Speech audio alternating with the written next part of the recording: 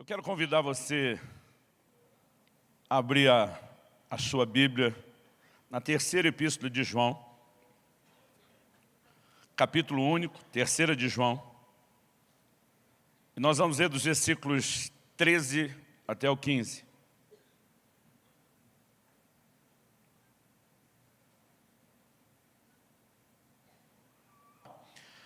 O apóstolo João diz assim, dos versículos 13 até o 15, muitas coisas tinha para lhe escrever, mas não quis fazê-lo com tinta e pena, pois espero vê-lo em breve. Então conversaremos pessoalmente. A paz esteja com você. Os amigos mandam saudações. Dê saudações aos amigos, um por um. Estou lendo a Nova Almeida atualizada. A atualizada tradicional diz: os amigos te saúdam, saúda os amigos, nome por nome. Nessa ocasião, quando esse texto me veio ao coração, ao meu espírito, eu nunca imaginei pregar esse tipo de versículo. Aliás, quando eu era garoto, eu pensava, eu acho que é um pouco de preguiça do João. Tinha muito que falar, mas não quis escrever, outra hora a gente conversa. Na verdade, eu nunca consegui nem ver algo tão positivo ou alguma relevância. Embora a Bíblia diz que tudo quanto foi escrito, para nosso ensino, foi escrito. Mas nesse momento, enquanto esse versículo veio ao meu espírito, alguém começou a falar ao meu coração e dizer, ao longo de toda a história da humanidade, sempre houve a necessidade de ter uma postura para se preservar o contato pessoal. Mas como nunca antes. Nessa era digital que vocês estão vivendo, a impessoalidade está se instalando em níveis nunca antes conhecidos. Então houve uma época onde as pessoas diziam, nós não vamos tratar tudo à distância. A carta era o meio de comunicação à distância da época. Mas eles diziam, nós vamos levar o nível de relacionamento à distância até um ponto. Outras coisas serão preservadas para que a gente tenha o contato pessoal, olho no olho, face a face, cara a cara. Porque determinadas coisas não se conversam ou não se tratam de forma impessoal, mas precisam de um toque pessoal. Eu vi meus filhos crescendo como parte de uma outra geração, a geração que quase não assistiu televisão, é a geração YouTube, Netflix. Uma geração que não escreveu ou teve a alegria de receber cartas. Aliás, já contei aqui outro dia que quando minha esposa foi mostrar para meus filhos, muitas das cartas da época do nosso namoro, querendo ensiná-los sobre conduta, no momento que ela foi falar de, olha, eu quero que a gente possa ver as cartas, a Alissa, dando uma de cínica, brincalhona, falou, carta? O que é carta? Como quem diz assim, minha geração nem sabe o que é isso. Aí meu filho olha, entra no jogo e diz assim, Liz, é como se alguém escrevesse um e-mail, mas em vez de apertar o botão de enviar, imprimisse, pegasse em mãos e fosse entregar pessoalmente. E à medida que eles brincavam com aquilo, a gente viu quão distante a realidade nossa das cartas já estavam desse mundo e dessa geração virtual. Meu filho não namorou por carta, namorou por WhatsApp. E não tem nada salvo, printado, guardado para a posteridade, como nós temos as nossas cartas. Mas mesmo que ele tenha se obrigado a comunicar à distância, Israel e a Priscila, minha nora, eles moravam longe, distantes um do outro. Primeiro ela estava estudando nos Estados Unidos, ele aqui, depois ele foi morar nos Estados Unidos, mas num outro estado, estavam distantes. Eles tinham que falar muito pelo WhatsApp. Mas eu me lembro do dia em que Israel começa a conversar conosco, dizendo, eu quero me declarar para ela. E isso não pode acontecer via WhatsApp. Eu vou visitá-la e eu vou fazer isso pessoalmente. Porque tem coisas que você consegue manter num nível impessoal e à distância. E tem coisas que não se tratam ou não se conversam à distância. Até a nova geração do mundo virtual e digital consegue fazer a separação. Eu lembro quando era garoto, o que mais falava na escola entre meninos e meninas é que nunca se termina um namoro por carta. Na hora de dar o fora, tinha que ser cara a cara. Então, essa ideia de que um nível de relacionamento não pode ser tratado de maneira impessoal como outros, eu acredito que, independente da geração, independente dos meios, ele pode ser visto, a gente não precisa de nenhum estudo profundo da antropologia, mas pode ser visto no comportamento do homem ao longo do tempo. Sempre houve determinados códigos de como se resolver determinadas questões. No entanto, eu acredito que até por uma questão de treino, a nossa geração está se tornando cada dia mais impessoal. Isso está nos levando cada vez mais para longe de padrões que Deus estabeleceu na sua palavra para nós, para mim e para você. A Bíblia é um livro de relacionamentos. Quando você olha os 10 mandamentos, os primeiros 10 regem o nosso relacionamento com Deus, os outros 6, o nosso relacionamento uns com os outros. E ao longo de toda a Escritura, nós vamos encontrar muita ênfase sobre relacionamentos. E quando nós pensamos nisso como princípio bíblico, talvez a gente precise se questionar e se perguntar quais são, nenhum de nós vai discutir a conveniência, a beleza dos recursos da modernidade. Enquanto desde a época do apóstolo Paulo até não muito tempo atrás, considerando o tamanho na história, John Wesley, por exemplo, para pregar precisava andar em cima de um cavalo. Nós hoje vivemos uma realidade de locomoção que eles nunca tiveram. Ontem à noite eu estava pregando um evento em Salvador. Eu virei à madrugada e me alternando em 2 voos, agora de manhã, eu já estava em Curitiba podendo servir aqui na igreja. Eles tinham que virar à noite andando de cavalo para não ir muito longe. Nenhum de nós vai protestar e reclamar e dizer que a modernidade acabou com a nossa vida. Eu acredito que o problema não são as conveniências da modernidade. Normalmente o problema nunca é aquilo com o qual nós lidamos, mas a maneira como lidamos.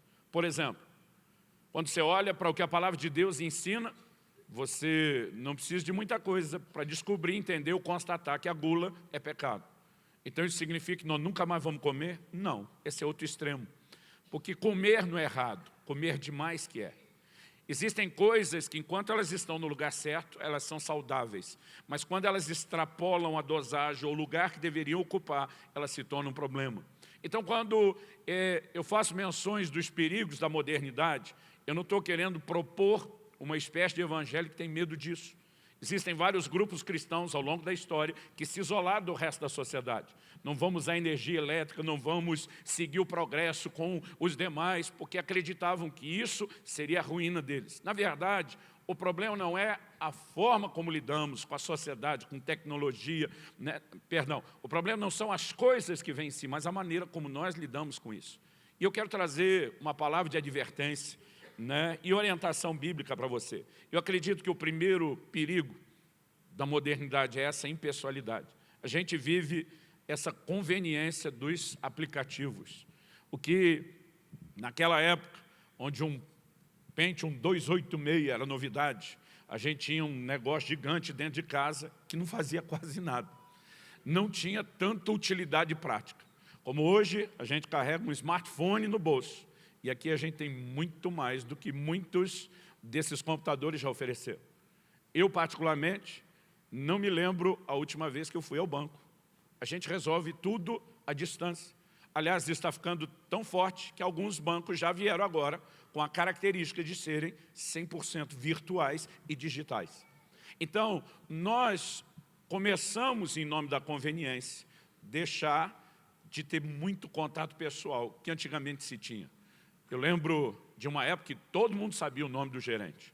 E o gerente sabia o nome dele, especialmente se ele desse um pouco de trabalho com o Saulo. Hoje em dia, nós vamos nos tornando cada vez mais gente desconhecida de todo mundo e uns para os outros. Nós temos aplicativos que permitem o estudo à distância online. E eu não vou reclamar disso. Nós usamos essa ferramenta para levar um ensino bíblico à distância. Mas cada vez mais nós temos uma inclinação a perder o contato pessoal.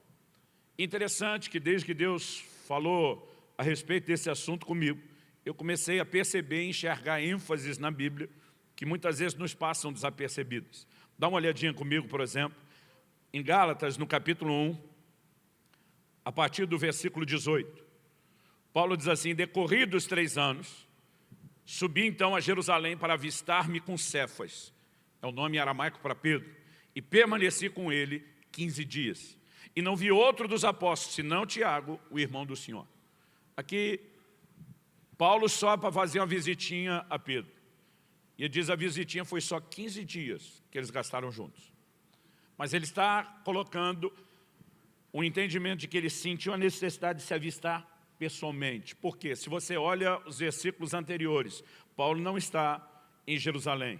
Ele, na verdade, partiu para as regiões da Arábia, voltou outra vez a Damasco, e ele não tinha contato pessoal com os apóstolos. Então ele começa a falar da necessidade. Mas quando esteve lá, ele só teve contato com Pedro e com Tiago, irmão do Senhor, que não era dos 12, mas era da liderança da igreja.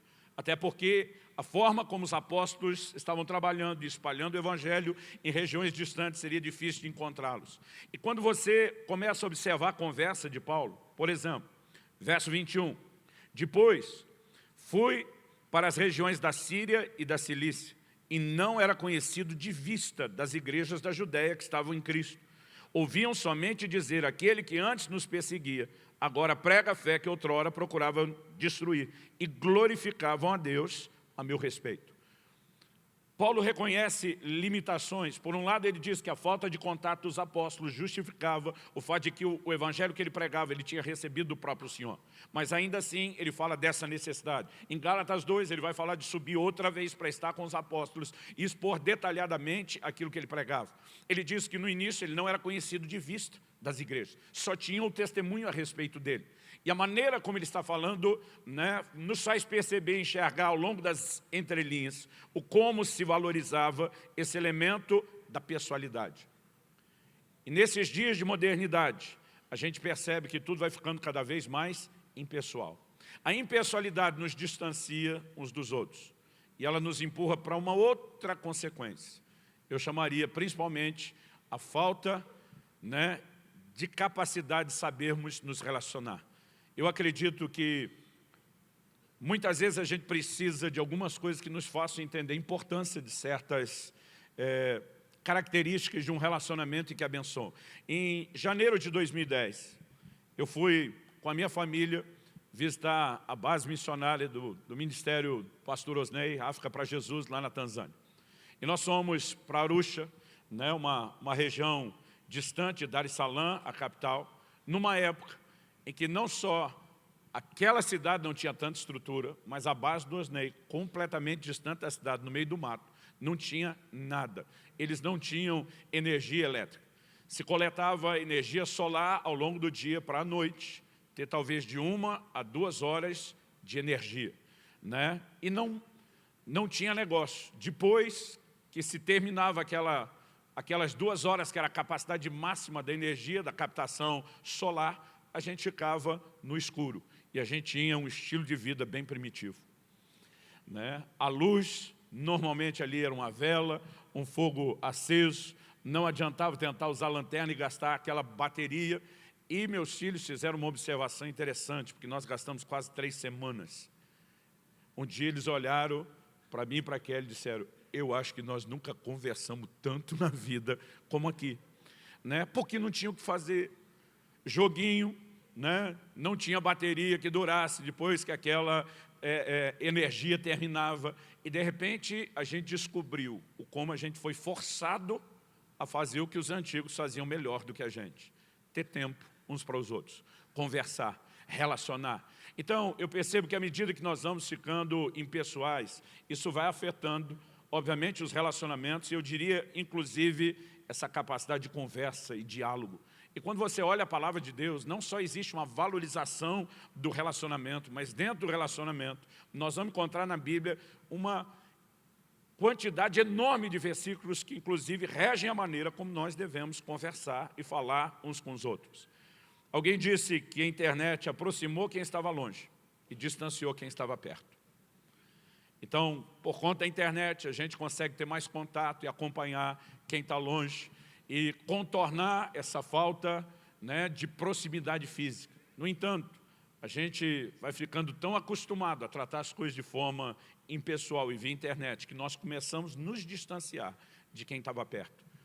E muitas vezes, quando a gente começa a tentar voltar nos princípios bíblicos, como há 2 semanas atrás aqui, né, falei sobre a importância de congregar, num mundo onde tudo é cada dia mais digital, virtual e se faz à distância.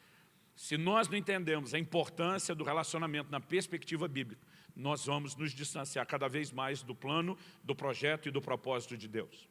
O homem sempre teve uma inclinação a viver de aparência. Isso não tem nada a ver com a modernidade, com o tipo de sociedade que a gente vive, tem a ver com a nossa carnalidade, tem a ver com o nosso ego. E em épocas onde não existia praticamente quase nenhum tipo de mídia, nós já vemos o Senhor Jesus advertindo os fariseus, lá em Mateus, no capítulo 6 e no versículo 1, a respeito dessa coisa de viver de aparência. E esse é um outro ponto que eu quero chamar a sua atenção. Jesus diz para eles, guardai-vos de exercer a vossa justiça diante dos homens, com o fim, com a finalidade de ser vistos por eles. Então Jesus está dizendo, se sua única intenção é aparecer, se sua única intenção é levar os outros a enxergar algo em você, e é só por isso que você está fazendo, você está errado. Você tem que se guardar desse tipo de coisa. Ananias e Safira, eles não erraram apenas pelo fato de não obedecerem o que Deus falou. Eles aceitaram uma parte do que Deus falou, na perspectiva de, se a gente fizer isso, nós vamos ser vistos como os outros crentes espirituais e generosos. A gente só não tem que fazer tudo. Então, de alguma forma, o coração não era nem de obediência a Deus, nem de generosidade. Mas eles viram naquela direção de Deus, que decidiram obedecer de uma forma parcial, uma oportunidade de pagar um alto preço para ter um baita de um reconhecimento. Então isso tem a ver com o ser humano, não é de hoje. No entanto, apesar disso ter a ver com a nossa estrutura e não depender da época ou da sociedade, eu acredito que o mundo digital, ele ampliou tanto a pressão, como facilitou esse anseio que está dentro de nós. Porque dificilmente você vai ver uma irmã querida postar uma foto descabelada ou sem maquiagem. Dificilmente, aliás, minha esposa disse, você anda por aí, tira foto com muita gente. Nunca poste uma foto onde tiver uma mulher na foto no grupo, sem autorização dela. Né? Isso aí é regra. E a gente vive, obviamente, sempre com aquela maior preocupação. E eu não estou dizendo que necessariamente seja errado, mas daquela preocupação que é legítima, nós começamos a cada vez mais estar preocupados e focados com a aparência. Tem crente que edita a foto dele no Photoshop, de pós-crente. Eles acreditam que não é errado emagrecer no mundo virtual e que isso não é mentira. E muitas vezes, desde pequenas questões, a gente não percebe a inclinação e a pressão de viver nesse mundo que cada vez mais exige aparência. Você tem que estar bem, você tem que estar feliz, você tem que estar retratando sucesso, você tem que mostrar que você viaja, que você passeia, que você é interessante, que você é divertido. E a pressão, ela vai se tornando gigantesca. E ela traz muito dano, não só à nossa vida espiritual, mas à nossa vida relacional. Essa mesma pressão nos leva a um ambiente de comparação. Comparação também não depende da época, tem tudo a ver com o ser humano, mas a gente olha na palavra de Deus e a gente percebe isso acontecendo, mas muitas vezes a gente não percebe que o mundo onde nós estamos vivendo está criando uma pressão cada vez maior. Eu gosto da forma como o NVI cita Gálatas 6, 4 e 5, que diz, cada um examine os próprios atos, então poderá orgulhar-se de si mesmo sem se comparar com ninguém, pois cada um deverá levar a própria carga. Ou, traduzindo para a linguagem de hoje, cada um no seu quadrado. Cada um vivendo a sua vida, cada um dentro da sua singularidade. Aliás, quando eu olho para João, o apóstolo João, nesse texto que nós estamos citando, dizendo, eu tinha muita coisa para escrever, mas não quis fazer com tinta, com pena, alguns diriam, há um tempo atrás, com papel e caneta, hoje em dia, digitando e te enviando essa mensagem digital, e diz, nós vamos conversar a viva voz. Eu acredito que o desafio hoje em dia não é nem só a gente ter essa capacidade de comparecer, de dar as caras. Aliás, o título da minha mensagem hoje é Dê as caras. Essa é uma linguagem popular para falar de comparecer, de você se fazer presente. E João diz, nós vamos conversar pessoalmente. A questão não é nem só vencer o desafio da impessoalidade para ter a pessoalidade, mas depois disso, ter o que dizer já está se tornando outro desafio. Porque nós somos uma geração que está desaprendendo o diálogo e a capacidade de conversar, de se comunicar e de se conectar. Eu lembro de acampamentos, quando éramos adolescentes, que as igrejas promoviam, o trabalho que eles tinham para nos colocar para dormir e interromper as conversas era gigantesco. Porque a gente sabia que além da diversão de dia, além dos cultos, ia rolar muita conversa. Hoje em dia você olha, e no momento livre a maioria já não está nem se entretendo com os tipos de jogos e brincadeiras que a gente fazia, que era entretenimento físico. Você olha 10 adolescentes sentados, 9 estão com o celular na mão e um está com a bateria descarregada. A coisa vai se tornando uma cultura e a gente não percebe. E de repente você arranca o celular de todo mundo e bota eles para conversar, para ver se sai conversa. Não sai. Eles desaprenderam a arte da aproximação, a arte do diálogo, a arte da conexão, porque nós precisamos de fato reconhecer há bênçãos e facilidades na modernidade, há perigos também. Qual a solução? Não é necessariamente a gente fugir daquilo que nos abençoa e favorece, mas a gente saber lidar corretamente com isso. Então deixa eu dar um pouquinho de base bíblica para lembrar você, na perspectiva de Deus da palavra, da importância dos relacionamentos. Algumas declarações bíblicas importantes sobre relacionamento. Em Gênesis 2,15, Deus cria o homem.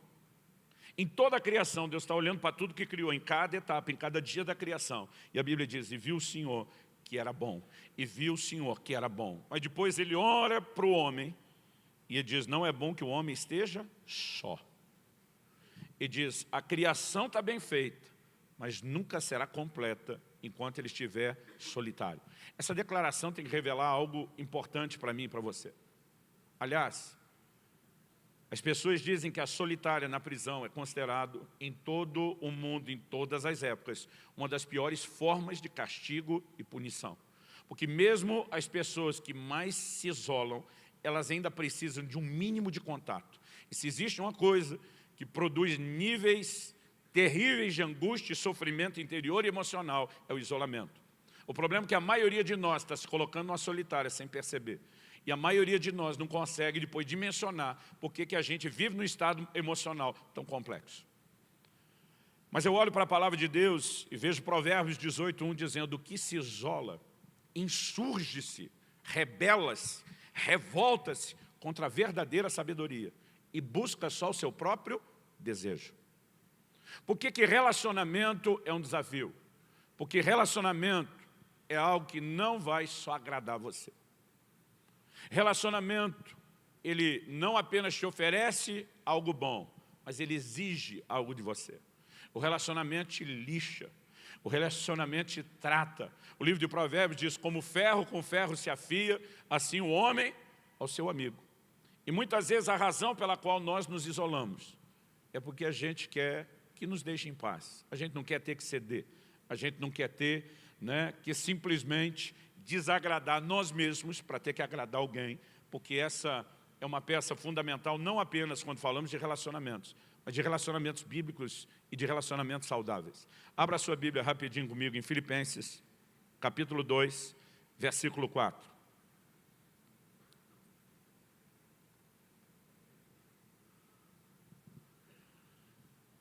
A palavra de Deus diz assim, não tenha cada um em vista o que é propriamente seu, senão também cada qual o que é dos outros. Outra tradução diz, não tendo em vista somente os seus interesses, mas também os dos outros. Nenhum relacionamento onde você foca só o seu interesse vai funcionar.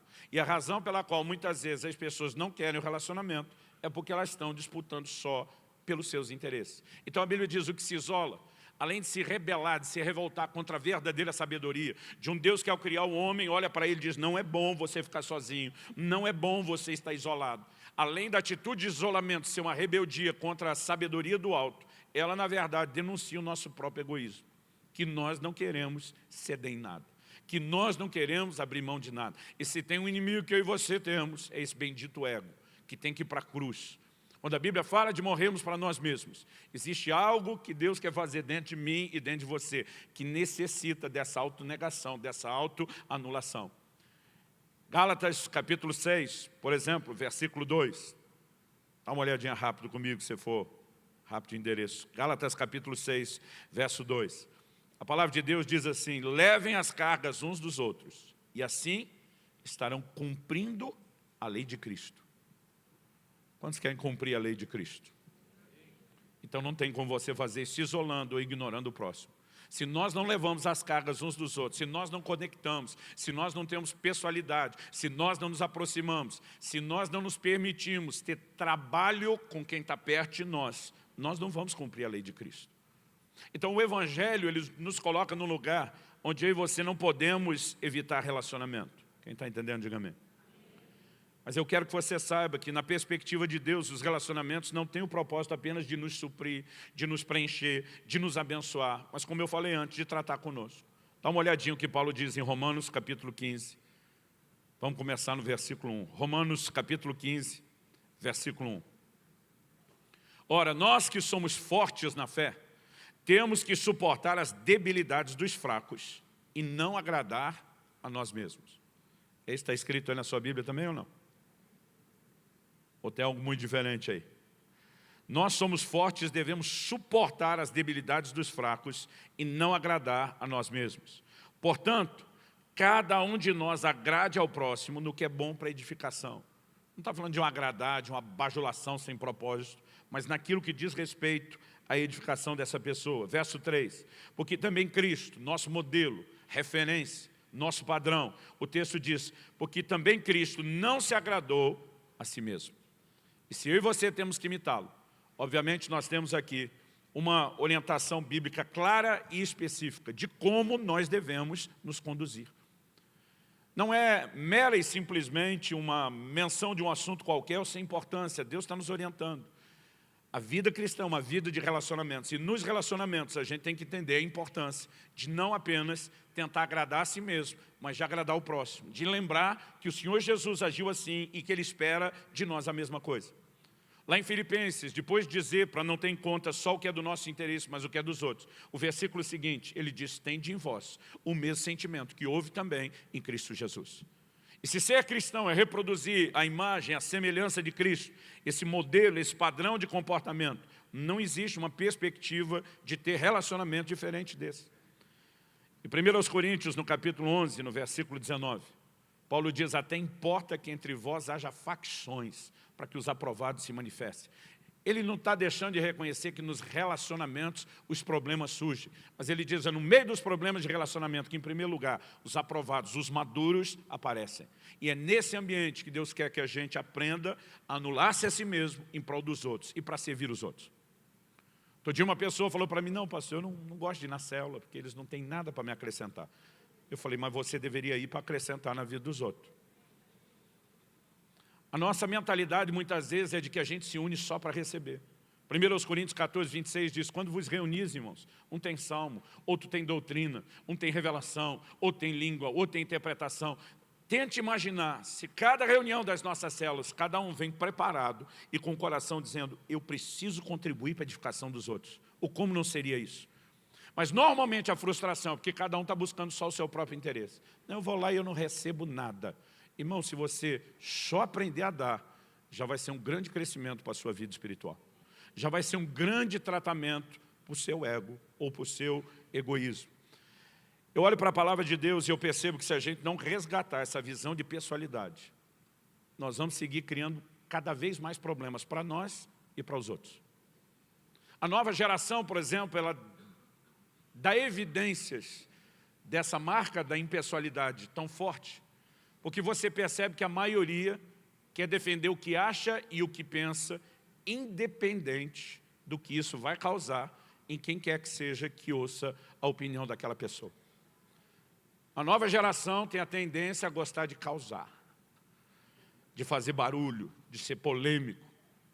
E quando eu fico olhando para a palavra de Deus, eu me pergunto, eu e você podemos de fato ler a palavra de Deus, dizer que nós somos discípulos, seguidores do Senhor e acreditar nisso? Dá uma olhadinha comigo, primeira carta de Paulo aos Coríntios, no capítulo 8 e no versículo 3. 1 Coríntios, capítulo 8, versículo 3.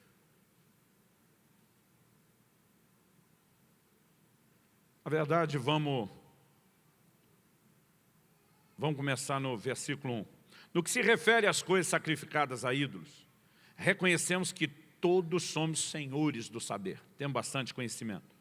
Ele diz, o saber ensoberbece, mas o amor edifica. Em outras palavras, ele está dizendo que só conhecimento, sem o coração correto de amor, vai fazer de você só um mero nariz empinado. Aí ele diz o seguinte, verso 2, se alguém julga saber alguma coisa, com efeito, não aprendeu ainda como convém saber. Só de achar que sabe, não tem um coração ensinável, Paulo está dizendo, você já não aprendeu nada. Ele diz, mas se alguém ama a Deus, esse é conhecido por ele. Verso 4, no tocante à comida sacrificada a ídolos, sabemos que o ídolo de si mesmo nada é no mundo, e que não há senão um só Deus. Ele diz, versículo 7, entretanto, não há esse conhecimento em todos, porque alguns, por efeito da familiaridade até agora com o ídolo, ainda comem dessas coisas como a eles sacrificadas. E a consciência destes, por ser fraca, vem a contaminar-se. Não é a comida que nos recomendará a Deus, pois nada perderemos se não comemos, e nada ganharemos se comemos. Então ele diz no 9, vede, porém, que essa vossa liberdade não venha de algum modo ser tropeço para os fracos. E disse, diferente do outro, você é senhor do saber, do conhecimento, e isso não te afeta. Lembra que o que está em jogo não é só você, que o mundo é mais do que você, que tem pessoas à sua volta e que as suas atitudes, se não fizerem bem para as pessoas que estão à sua volta, elas estão erradas. Aí ele continua e diz o seguinte, versículo 11, e assim, por causa do teu saber, perece o irmão fraco, pelo qual Cristo morreu, e desse modo, pecando contra os irmãos. Perceba que a Bíblia não está chamando isso só de um erro, está chamando de pecado. E desse modo, pecando contra os irmãos, golpeando-lhes a consciência fraca. É contra Cristo que pecais. Por isso, se a comida serve de escândalo a meu irmão, nunca mais comerei carne, para que não venha escandalizá-lo. Sabe o que Paulo está dizendo? A questão não é se biblicamente eu posso ou não posso. A questão não é se eu tenho direito. Ele diz, a partir do momento que para defender o meu direito, eu estou atropelando outra pessoa, ainda que ele dê sinais de maturidade, mas eu, enquanto acuso a imaturidade dele da falta de conhecimento, dou sinais de maturidade, não ter amor, de não me importar, de ser alguém extremamente egoísta, eu estou pecando contra meu irmão e eu estou pecando contra Cristo. Mas hoje em dia, as pessoas querem acreditar que elas têm direito de falar o que quer, a hora que quer, para quem quer, e simplesmente elas estão pensando só em si. Eu me preocupo com a forma como as pessoas agem. Paulo diz aos Coríntios, leite vos dê a beber e não alimento sólido, porque vocês não podiam suportar. Paulo está falando de falar a coisa certa, de ensinar a palavra de Deus. Ele disse, se eu der uma dosagem errada, vai intoxicar vocês. Eu não quero nem ensinar o que é certo de uma forma que prejudique vocês. Agora, hoje em dia, as pessoas não estão preocupadas nem de falar o que é errado, nem do que é só opinião, nem daquilo que é só pessoal. Por quê? São evidências de que nós estamos vivendo cada vez mais essa impessoalidade perigosa e nociva. Em Romanos, no capítulo 14, dá uma olhadinha lá comigo, Romanos capítulo 14. O apóstolo Paulo, ele está tratando de novo da mesma questão, que envolve agora o que se come e a reação de outros olhando para quem come, na perspectiva de que o judeu tinha alimentos que eram considerados puros e outros impuros. Quando a igreja entra no meio dos gentios, esse choque entre uma cultura dos judeus com a dos gentios era muito forte. Ele diz assim, acolhei ao que é débil na fé, não porém para discutir opiniões. Um crê que tudo pode comer, mas o débil come legumes. Em outras palavras, não crê que pode comer de tudo. Quem come, não despreze o que não come, e o que não come, não julgue o que come, porque Deus o acolheu. Ele pode ter uma opinião errada sobre a comida, mas é um irmão em Cristo. Então ele está dizendo, não adianta reunir só para discutir opinião. Está certo que Paulo deixou claro o que ele pensa quando diz que o que acha que só pode comer legumes é débil na fé, tem uma fé fraca. No entanto, ele apresenta uma visão bem distinta a respeito de como nós devemos tratar os outros. Dá uma olhadinha aqui no verso 13, agora de Romanos 14. Não nos julguemos mais uns aos outros, pelo contrário, tomai o propósito de não pôr destropeço ou escândalo ao vosso irmão. Eu sei, estou persuadido no Senhor Jesus de que nenhuma coisa é de si mesma impura. Ele está falando de alimentos. Ele diz, salvo para aquele que assim a considera, para esse é impura. E se por causa da comida o teu irmão se entristece, já não andas segundo o amor fraternal. Por causa da tua comida, não faças perecer aquele a favor de quem Cristo morreu. Depois, no versículo 20, ele diz, não destruas a obra de Deus por causa da comida. Aqui a comida era só o ponto de discussão. O que destrói a obra de Deus é o egoísmo, é a insensibilidade, é essa falta de pessoalidade, de levar em conta que perto de mim e de você tem gente que é preciosa aos olhos de Deus, ainda que na nossa carnalidade não seja suficientemente preciosa aos nossos olhos. E a palavra de Deus rege os nossos relacionamentos sob tantas perspectivas, mas são aquele tipo de textos ou de assunto que eles nem chamam mais a nossa atenção na Bíblia. Versículo 20, ele diz, não destruas a obra de Deus por causa da comida. Todas as coisas, na verdade, são limpas ou puras, mas é mal para o homem comer com escândalo.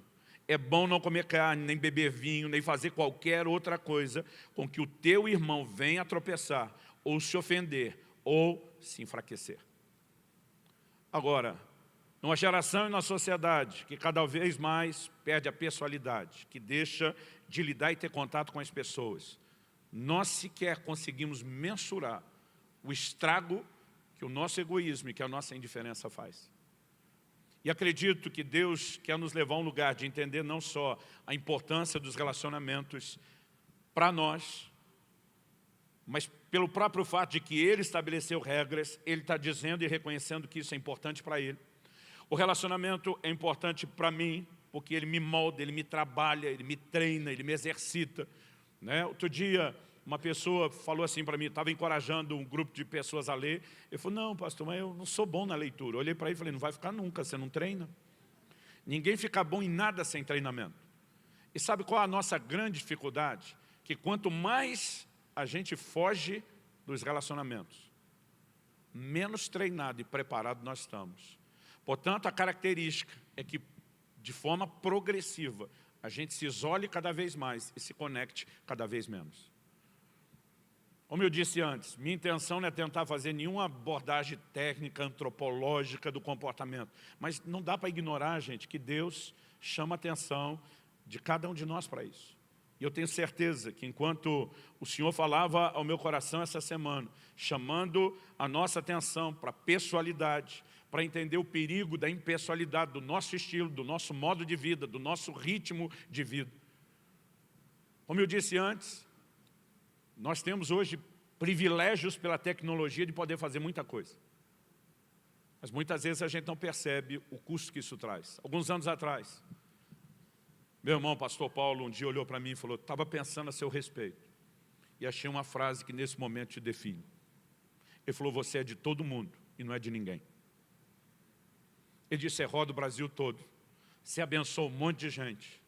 Mas a maioria de nós já não consegue te usufruir tão de perto. E você é o que talvez mais sofra com isso. Não conseguindo ter o nível de relacionamento profundo que já teve com tanta gente. Pensa numa constatação que me deixou mal. Porque se por um lado eu e você podemos estar aproveitando os benefícios de uma capacidade de produtividade maior, nós muitas vezes não percebemos o quanto isso nos sacrifica e sacrifica a gente à nossa volta. Eu não estou mero e simplesmente dizendo para você que a gente tem que parar e mudar tudo.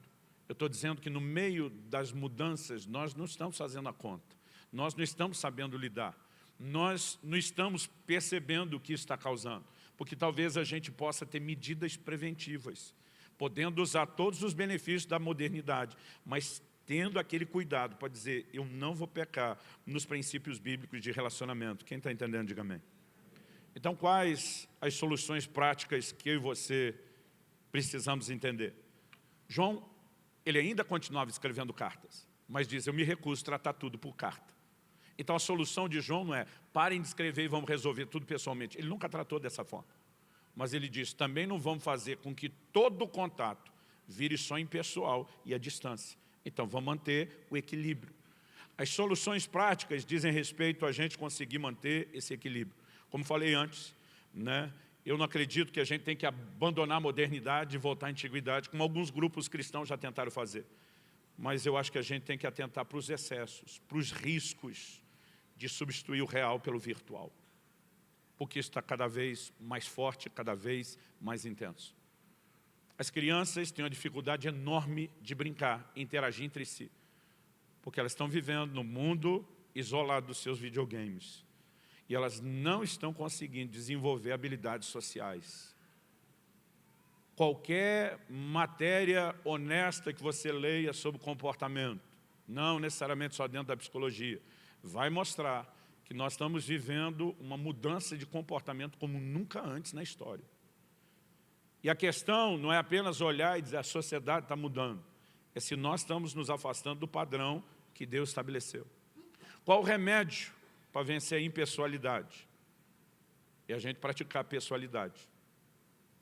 E se ninguém fica bom sem treino, nós temos que nos obrigar a treinar um pouquinho mais. Por favor, diga amém. Eu acredito que um dos perigos, como nós mencionamos, é essa falta de diálogo.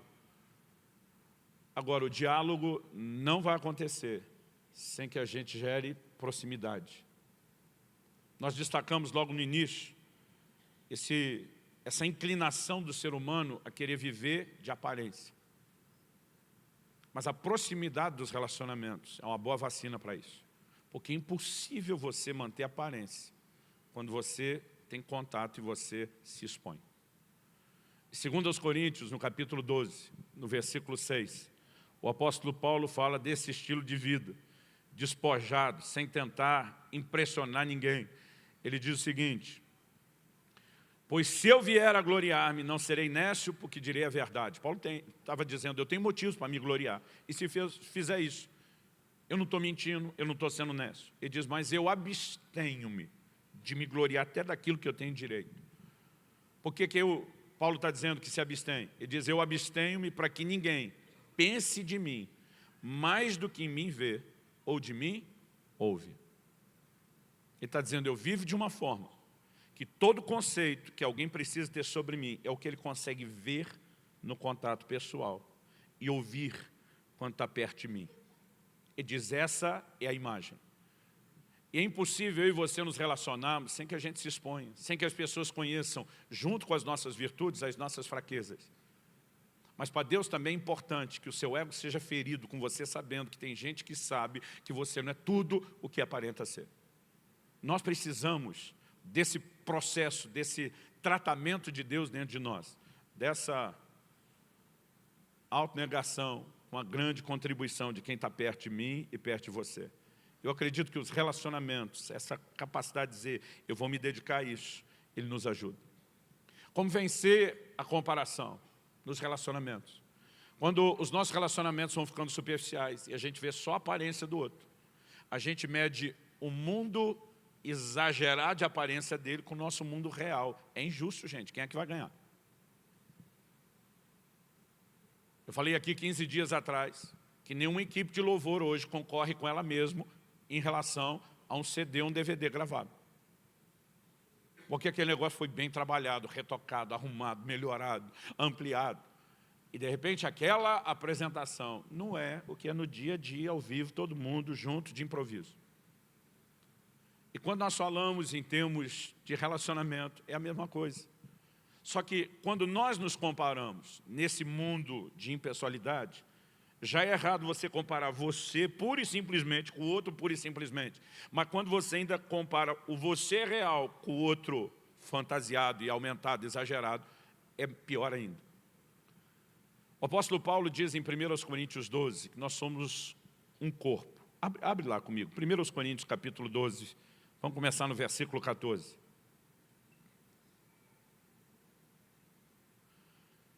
Paulo diz, porque também o corpo não é um só membro, mas muitos. Em outras palavras, a diversidade no corpo. Se disser o pé, porque não sou mão, não sou do corpo, nem por isso deixa de ser do corpo. Se o ouvido disser, porque não sou olho, não sou do corpo, nem por isso deixa de o ser. Se todo o corpo fosse olho, onde estaria o ouvido? Eu, quando criança, conhecia uma versão apócrifa desse versículo. A mamãe dizia, se todo mundo fosse verde, onde estaria o vermelho? Então ele está dizendo isso, se todo o corpo fosse olho, onde estaria o ouvido? Se todo fosse ouvido, onde o olfato? Mas Deus dispôs os membros, colocando cada um deles no corpo como lhe aprouve. Se todos, porém, fossem um só membro, onde estaria o corpo? O certo é que há muitos membros, mas um só corpo. Não podem os olhos dizer à mão, não precisamos de ti, nem ainda a cabeça aos pés, não preciso de vós. Pelo contrário, os membros do corpo que parecem ser mais fracos são necessários. A ideia que Paulo vai trabalhando é, você tem que entender o seu lugar no corpo. Quando você entende o seu lugar, você não se mede com um membro distinto do corpo. Porque você pode não ter a função que ele tem, mas o outro também não tem a função que você tem. E você começa, em relacionamentos saudáveis, a entender que você não tem tudo e precisa dos outros, mas que os outros também não têm tudo e precisam de você. Deus faz questão de se certificar, que a gente nunca esqueça disso. A Bíblia diz que Deus falava com Moisés cara a cara, como um homem fala ao seu amigo. Aí um dia Jetro, sogro de Moisés, chega para ele e diz, o que é que você está fazendo? Você passa o dia inteiro sentado, o povo o dia inteiro em pé, para você atender uma multidão. Você vai matar você e eles. Ele disse, o senhor confirmar o que eu estou falando? Haja segundo a sabedoria. Comece a treinar pessoas, né? Preparar líderes, chefes de 10, de 50, de 100, de 1000. Gente que ajude você a tocar e cuidar desse povo da forma apropriada. O que é que Moisés fez? Exatamente isso, com o aval de Deus. Mas se Deus falava cara a cara com Moisés, não podia ter dado o toque disso. Irmãos, Deus faz questão de não entregar tudo para ninguém. Senão a gente fica muito autossuficiente. Senão a gente fica muito metido. Nós precisamos uns dos outros. Por favor, diga amém. E quando você começa a entender essa diversidade com a qual Deus trabalha, em primeiro lugar, você não tem a obrigação de ser igual a ninguém. Você tem que valorizar o que você tem para oferecer. Segundo, você também aprende a valorizar o que o outro tem para te oferecer. Que você tem coisas que os outros não têm, que os outros têm coisas que você não tem. E que a gente não precisa viver uma concorrência. A gente pode viver em cooperação.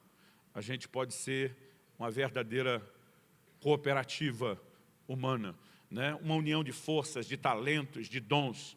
No verso 24, a Bíblia diz, Deus coordenou o corpo. Há uma inteligência por trás disso. Ele diz no verso 25, para que não haja divisão no corpo, pelo contrário, cooperem os membros com igual cuidado, em favor uns dos outros.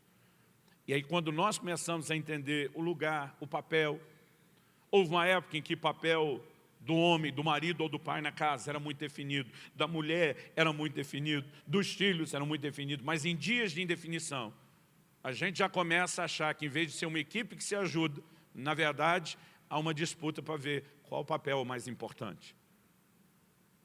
Assim como seria uma estupidez um atacante achar que pode entrar em campo e sem a turma do meio do campo, da zaga ou do gol fazer alguma diferença, eu e você não podemos achar que com dons e talentos que Deus nos deu, a gente vai fazer coisa alguma. O tempo todo na Bíblia você vai ver o trabalho em equipe, a mobilização de Deus para que a gente esteja conectado. Nós não podemos perder a pessoalidade. Quem está entendendo, diga amém. Então, um dia desse alguém falou em tempo de WhatsApp, quem recebe uma ligação é rei. A gente precisa ter alguns exercícios práticos. Eu não estou dizendo que você vai ter que mudar tudo e sua vida inteira. Mas a gente tem que ter alguns exercícios práticos que preservem o mínimo daquilo que eu e você precisamos para andar dentro do padrão da palavra de Deus. Quem está entendendo, diga amém. No final, João termina dizendo assim, saúda os irmãos, nome por nome. Até essa declaração de João, ela mexe comigo, nome por nome. Em outras palavras, ele está dizendo, ó, não é para dar um salve geral, não. Vai de um em um. E diga, João mandou um abraço para você. Vai um por um. Em outras palavras, ele está dizendo, eu sei da importância de tocar as massas. Jesus falou às multidões. Isso não significa que a gente precisa deixar de tocar indivíduos num nível muito pessoal.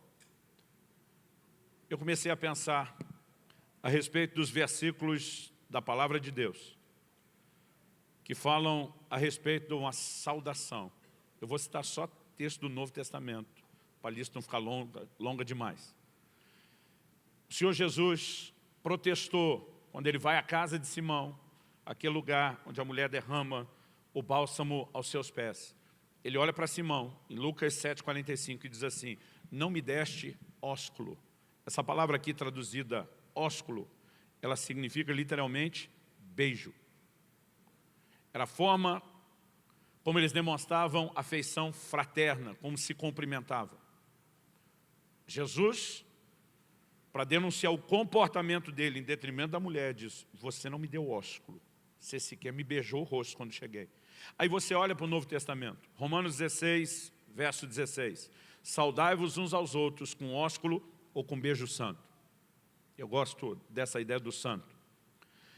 1 Coríntios 16, 20. Todos os irmãos vos saúdam, saudai-vos uns aos outros com ósculo santo. 2 Coríntios 13, 12. Saudai-vos uns aos outros com ósculo santo. Todos os santos vos saúdam. 1 Tessalonicenses 5, 26. Saudai todos os irmãos com ósculo santo. 1 de Pedro 5, 14. Saudai-vos uns aos outros com ósculo ou beijo de amor. Se você pensar friamente, é mais do que só uma instrução, é uma ordenança bíblica. Mas em dias de impessoalidade, onde nossas reuniões aumentam, onde os cultos crescem, a gente começa a viver cada vez mais desconectado. Eu sei que tem coisas que nós não conseguimos praticar numa reunião como essa, mas elas podem ser praticadas nas reuniões menores, como nas células. Aquela coisa de poder cumprimentar o outro e realmente perguntar como ele está, e às vezes dar a chance dele dizer como está. Outro dia encontrei um pastor, eu falei: e aí, tudo bem? Mas aquele tudo bem já estava passando por formalidade. Ele falou: não, não está. Eu parei e falei: não contava com essa. Ele não está dizendo que não está por nenhum outro motivo, a não ser como um pedido de socorro.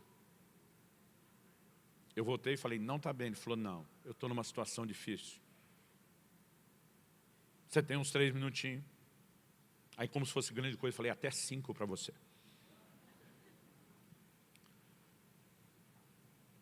Eu queria que você ficasse em pé e que a gente pudesse orar.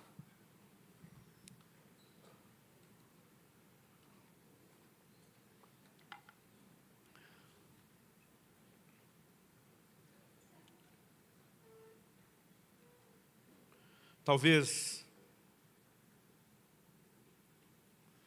mais do que só a gente olhar e avaliar a nossa própria vida, às vezes a gente precisa fazer algumas perguntas a gente que está perto da gente. Repito, não quero que você saia daqui dizendo: esse mundo está todo errado, a gente não pode nem usar a internet, vou tirar o WhatsApp do celular. Não é isso que eu estou te dizendo. Nós vamos ter que aprender a nos ajustar à maneira como o mundo e a sociedade se movem sem comprometer os princípios que nos norteiam. Então, o grande desafio é conseguir esse ponto de equilíbrio.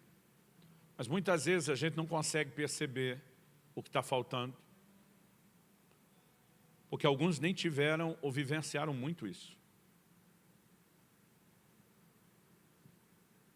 Uma coisa interessante, quando a gente vai para os lados do interior de São Paulo, onde Kelly e eu nos criamos, uma coisa que a gente comenta que sente falta, é daquelas reuniões de família, com as cadeiras de sol na calçada, ou gente sentada na sarjeta, conversando e papeando. É o tipo de cena que você está vendo cada vez menos. A capacidade da família sentar e comer junto. Eu quero te pedir algo, querido. Num dia que a família está reunida, não pega o prato para ir para frente da televisão. A gente já não consegue preservar o que se pôde viver um dia no passado. A gente não pode jogar tudo fora. Existem pequenos exercícios aos quais eu e você vamos ter que nos obrigar. Discutir a relação entre casal é o que acontece menos ainda. Quando eu falo discutir a relação, não é discutir agredir um ao outro. É tentar entender o que nós podemos ajustar, como que podemos melhorar. Eu tenho preocupações enormes dentro de mim, principalmente quando eu olho para a nova geração que está sendo formada. Mas a verdade é que cada geração, ela avança um pouco mais na abertura do ângulo, e a próxima um pouco mais, e a próxima um pouco mais. Se a gente não começar a forçar a fechar ou diminuir esse ângulo, será inevitável que a geração de nossos filhos, falando para os mais novos aí, de nossos netos, bisnetos, talvez vai viver algo que a gente não tem noção, não tem ideia. Mas a Bíblia diz, nos últimos tempos, os homens serão amantes de si mesmos. Isso não significa que o homem nunca foi, mas que essa será uma das maiores marcas que vai reger o comportamento e a sociedade. Gente egoísta, gente isolada, gente desconectada. Não estou dizendo que você tem que voltar a fazer todas as compras pessoalmente. Gosto muito da ideia de uma compra à distância na internet, que me faz poupar tempo, que me faz poupar. Antigamente a gente pensava, não vou comprar a internet para não gastar o dinheiro do frete. Aí você começa a fazer a conta do que é que você gasta com a gasolina do carro, com o estacionamento. Existem conveniências que facilitaram a nossa vida. Eu repito, eu não estou pedindo que você jogue fora, mas não deixe que isso esmague aquela capacidade de cumprir os princípios bíblicos. E é importante que você repense. Talvez você esteja num nível de maturidade espiritual ou mesmo da vida, que você consiga ver melhor algo em você do que outro. Mas naquele nível de luz que a gente está recebendo de Deus através da palavra, a gente precisa fazer alguma coisa. A gente tem que se propor o mínimo. A gente tem que ter algum tipo de exercício. E eu vou dizer para você,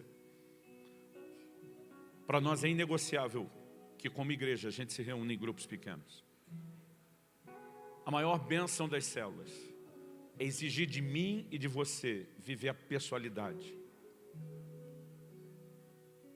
Aliás, o desafio não é nem ter um encontro semanal, é que ele sirva de ponto de conexão para que haja um relacionamento a mais. A célula, para alguns está sendo assim, tá bom, se é isso tem que dar, toma, vou lá um dia. Não, isso deveria ser o ponto de partida. A gente não pode viver desconectado. A gente não pode se isolar. Quando a gente acha que isso é inteligente, é porque nós estamos olhando só a perspectiva egoísta. No prisma de Deus, é burrice. Quando a Bíblia diz, insurge-se contra a verdadeira sabedoria, a Bíblia está dizendo que é estupidez, é burrice. Num ângulo maior, que é o ângulo que Deus vê, e não o que eu e você necessariamente enxergamos, as coisas mudam de figura. Então pergunte a Deus, porque às vezes a gente faz uma aplicação generalizada, e ela até ajuda uma maioria. Mas talvez pergunte a Deus e ao Espírito Santo, o que eu devo fazer com aquilo que eu ouvi? Algo pode brotar no seu coração.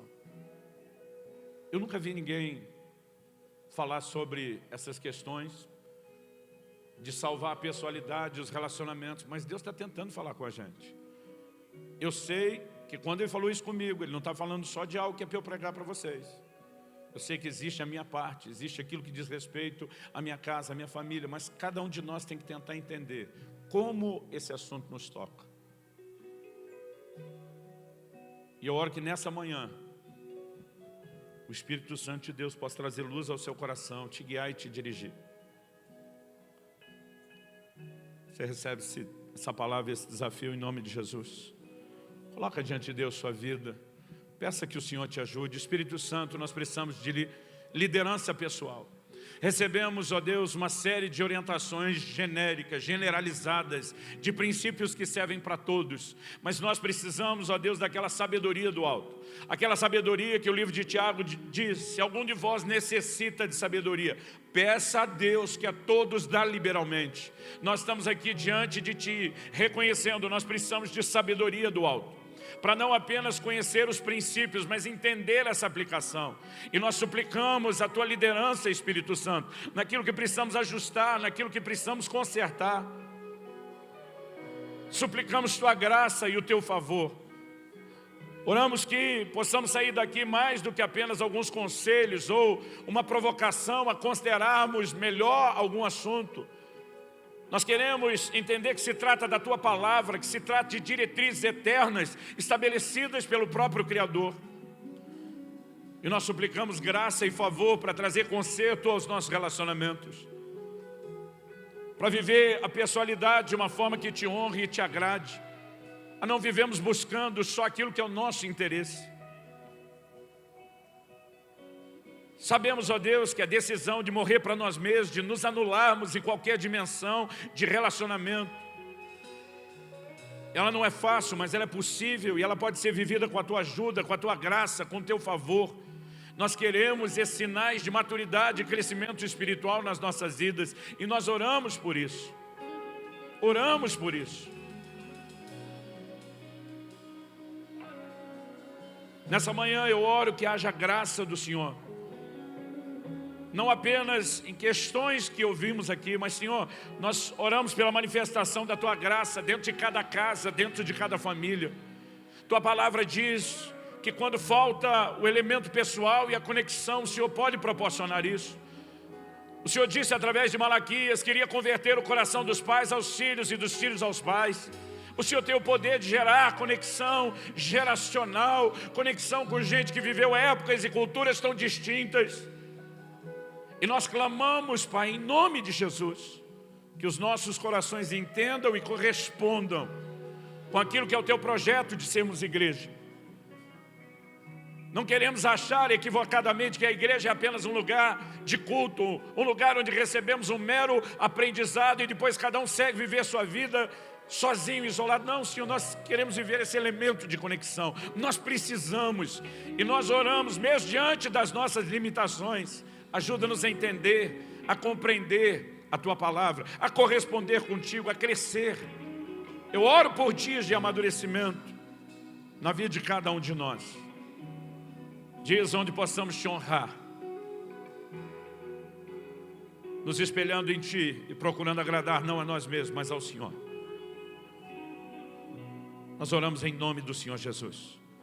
Nós oramos em nome do Senhor Jesus. Talvez haja, ó Deus, a necessidade de ajustes, não só de perdão, mas de consertos em elementos específicos de relacionamentos, que meus irmãos precisam. E só o Senhor pode destacar isso no nível pessoal. Só o Senhor pode trazer isso ao coração de alguém. Mas nós clamamos por isso.